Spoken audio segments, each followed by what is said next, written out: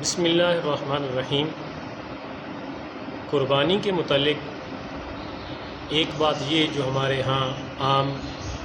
جس میں تھوڑی سی مس کنسپشن پائی جاتی ہے یا اس کو صحیح طریقے سے سمجھا نہیں جاتا کہ ہر بندہ یہ سمجھ رہا ہوتا ہے کہ اس پہ قربانی لازم نہیں ہے، اور حالانکہ اس پہ قربانی لازم ہوتی ہے، واجب ہوتی ہے۔ تو اس حوالے سے جو شریعت مطہرہ نے جو ایک اصول ضابطہ مقرر کیا ہے وہ یہ ہے کہ اگر کوئی بندہ اپنی ضرورت اصلیہ کے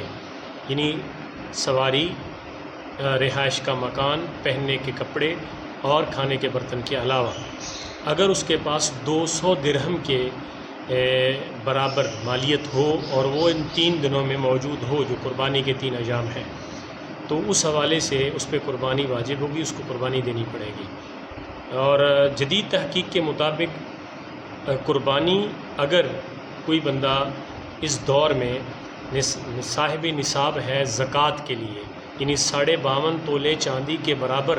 اگر اس کے پاس مالیت ہے تو اس پر قربانی لازم ہے، اور اگر اس کے پاس مالیت نہیں ہے، 52.5 تولے کے